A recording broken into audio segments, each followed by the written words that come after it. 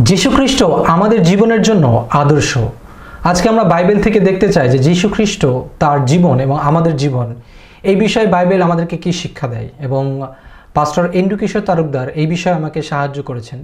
আর যদি আমরা দেখি যে প্রথমে নাম্বার 1 সেটা হলো যিশুর উৎসর্গ, আর সেখানে যদি আমরা লুক তার 2 অধ্যায় 22 পদে পড়ি, সেখানে লেখা আছে, পরে যখন মসজিদ ব্যবস্থা অনুসারে তাহাদের সূচি হইবার কাল সম্পন্ন হইল, তখন তাহারা তাহাকে জেরুজালেমে লইয়া গেলেন, যেন তাহাকে প্রভুর নিকটে উপস্থিত করেন। এটা ছিল প্রভু যীশুর খ্রিস্টের জীবন উৎসর্গ। ঠিক একইভাবে আমাদের জীবন কিভাবে আমরা উৎসর্গ করি, আমরা যদি বাইবেল থেকে এখন দেখি তাহলে দেখো সন্তানেরা সদাপ্রভুর অধিকার, গর্বের ফল তাহার দত্ত অধিকার। গীতসংহিতা 127 অধ্যায়। এই জন্য আমরা দেখি যে আমরা মণ্ডলীতে একজন শিশুকে উৎসর্গ করি, যেমন যিশুকে উৎসর্গ করা হয়েছিল। 2 নম্বর যে বিষয় হচ্ছে সেটা হচ্ছে যীশুখ্রিস্টর বাপ্তিস্ম। আর যদি আমরা সেটা বাইবেল থেকে দেখি, আমরা দেখব মতি তার 3 অধ্যায় 13 থেকে 17 পদ। আর সেখানে বলে, পরে যিশু বাপ্তিজিত হইয়া যখন জল হইতে উঠিলেন, আর দেখো তাহার নিমিত্ত স্বর্গ খুলিয়া গেল, এবং তিনি ঈশ্বরের আত্মাকে কপতের ন্যায় নামিয়া আপনার উপরে আসিতে দেখিলেন। যীশুখ্রিস্টের যেমন বাপ্তিস্ম হয়েছিল, ঠিক একইভাবে আমাদের জীবনে সেই বাপ্তিস্ম দরকার রয়েছে কিনা যদি আমরা বাইবেলে সেখানে খেয়াল করি, তাহলে আমরা দেখব, অতএব তোমরা গিয়া সমুদয় জাতিকে শিষ্য করো, পিতার ও পুত্রের ও পবিত্র আত্মার নামে তাহাদিগকে বাপ্তাইজিত করো। মথি তার 28 অধ্যায় 19 পদে।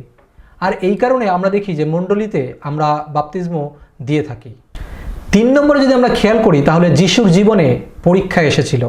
আর সেটা যদি আমরা বাইবেল থেকে দেখতে চাই, আমরা দেখব মথি তার 4 অধ্যায় 1 থেকে 13 পদ। তখন যিশু দিয়াবল দ্বারা পরীক্ষিত হইবার জন্য আত্মা দ্বারা প্রান্তরে নীত হইলেন। প্রভু যিশু তার জীবনে যেমন পরীক্ষিত হয়েছিলেন শয়তান দ্বারা, ঠিক একইভাবে আমরাও আমাদের জীবনে কিন্তু পরীক্ষিত হই।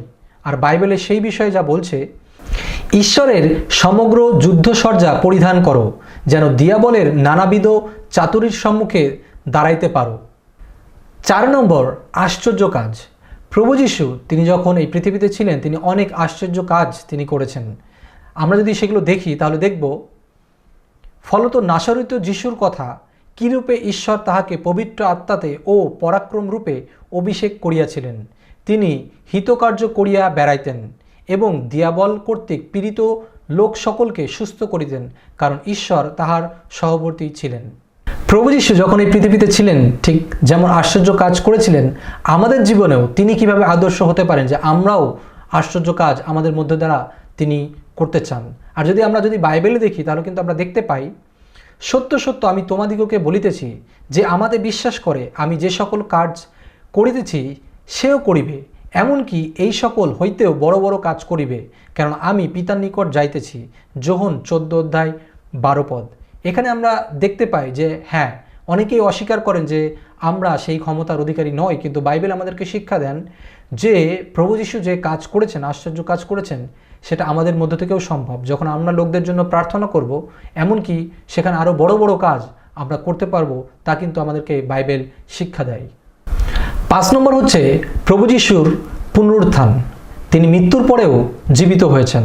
আমরা যদি তা বাইবেলে দেখি, মার্ক 16 অধ্যায় 6 পদে বলছে, তিনি তাহাদিগকে কহিলেন, বিস্ময়াপন্ন হইও না, তোমরা নাসারিত যিশুর অন্বেষণ করিতেছ, যিনি ক্রুশে হত হইয়াছেন। তিনি উঠিয়াছেন, এখানে নাই, দেখো এই স্থানে তাহাকে রাখা গিয়াছিল। প্রেরিত তার 2 অধ্যায় 24 পদ। যদি আমরাও আমাদের জীবনে দেখি, তাহলে প্রভু যিশু যেমন মৃত্যুকে জয় করেছিলেন, আমাদের মৃত্যুর পরেও একটি জীবন রয়েছে, আর সেটা হলো আমাদের পুনরুত্থান।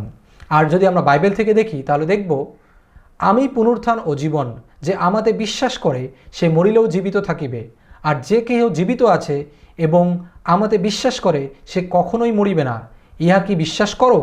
যোহন তার 11 অধ্যায় 25-26 পদ।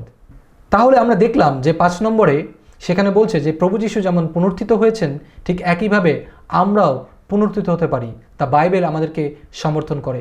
এবং পরে যদি আমরা 4 নম্বরে যেখানে দেখেছি যে আশ্চর্য কাজ, প্রভু যিশু যেমন আশ্চর্য কাজ করেছেন, আমরাও আশ্চর্য কাজ তার নামে করতে পারি।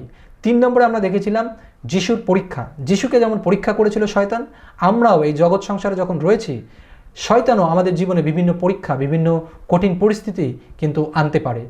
এরপরে যিশুর বাপ্তিস্ম, যিশু যেমন বাপ্তিস্ম গ্রহণ করেছিলেন, তেমন একজন বিশ্বাসী হিসাবেও আমাদেরকেও বাপ্তিস্ম গ্রহণ করতে হবে। এবং প্রথম যে বিষয়টা আমরা আলোচনা করেছিলাম, যিশুর উৎসর্গ, আমাদেরকেও প্রভু যিশুর কাছে উৎসর্গ করতে হবে আমাদের জীবনকে, যেন আমরা তার সুসমাচার প্রচার করতে পারি। আমরা মাত্র 5টি পয়েন্ট দেখেছি, আর অনেক বিষয় সেখানে ছিল, কিন্তু আমরা যদি খেয়াল করি তাহলে প্রভু যিশুই কিন্তু আমাদের জীবনের জন্য আদর্শ। আমরা চাই যেন প্রভু যীশু খ্রিস্টই আমাদের জীবনের আদর্শ হয়, আর বাক্য সম্পূর্ণভাবেই আমাদেরকে সেই শিক্ষা কিন্তু অলরেডি দিয়ে দিয়েছে। তাই যদি আপনি সেই আদর্শে চলছেন তাহলে খুবই ভালো, এবং আপনি এভাবেই চেষ্টা করতে থাকুন যেন আপনার কাছ থেকেও লোকেরা শিখতে পারে প্রভু যীশু সম্পর্কে। আর যদি এখনও সেই আদর্শে আপনি না চলেন, তাহলে আপনার জন্য আমরা প্রার্থনা করতে চাই যেন প্রভু যীশু খ্রিস্টের আদর্শ আপনার জীবনে প্রবেশ করে, এবং যখন এই আদর্শ আপনার জীবনে প্রবেশ করবে তখন আপনার জীবন সম্পূর্ণভাবে পরিবর্তিত হবে এবং আপনি হবেন অন্যের জন্য আশীর্বাদকৃত। আসুন আমরা চোখ বন্ধ করি এবং প্রার্থনা করি। প্রভু যীশু, তোমাকে ধন্যবাদ দিই তোমার শিক্ষার জন্য, তোমার আদেশের জন্য, তোমার নির্দেশের জন্য প্রভু যীশু। এবং শুধু তুমি এই পৃথিবীতে এসে তোমার কাজগুলো করেছো তা নয়, কিন্তু তুমি যা যা করেছো সেই আদর্শগুলো অনুসরণ করার জন্য আমাদেরকে সেই ক্ষমতা দিয়েছো এবং আমাদেরকে সেই সুযোগ করে দিয়েছো প্রভু। তাই তোমাকে ধন্যবাদ দিই প্রভু যীশু। আজকে যে বিষয়গুলো নিয়ে আমরা আলোচনা করেছি প্রভু যীশু, যেমন তোমাকে উৎসর্গ করা হয়েছিল, যেমন আমরাও তেমন তোমার জন্য উৎসর্গিত হই। তুমি যেমন বাপ্তিস্ম গ্রহণ করেছিলে, যেন আমরা তোমার জন্য সেই বাপ্তিস্ম গ্রহণ করতে পারি প্রভু। ও প্রভু যীশু, তুমি যেমন আশ্চর্য কাজ করেছিলে, যেন আমরাও তোমার নামে আশ্চর্য কাজ করতে পারি। তুমি আমাদেরকে সাহায্য করো। তুমি যেমন পুনরুত্থিত হয়েছিলে, যেন আমরাও সেই পুনরুত্থিত হতে পারি মৃত্যুর পরে তোমাকে বিশ্বাস করে। প্রভু, তুমি আমাদেরকে সেভাবে পরিচালনা করো। এছাড়াও আরও অনেক শিক্ষা তুমি দিয়েছো বাক্যের মধ্যে, তা যেন আমরা অনুসরণ করতে পারি। তুমি আমাদেরকে সাহায্য করো। সর্বোপরি তুমি আমাদের আদর্শ। হ্যাঁ প্রভু, তুমি আমাদের আদর্শ। তুমি যেভাবে আমাদেরকে দেখিয়েছো আমরা সেভাবেই জীবনযাপন করতে চাই এবং অনুসরণ করতে চাই। আমাদের সঙ্গে থাকো, সঙ্গে চলো। এই প্রার্থনা প্রিয়তম প্রভু যীশু খ্রিস্টের নামে চাই। আমেন।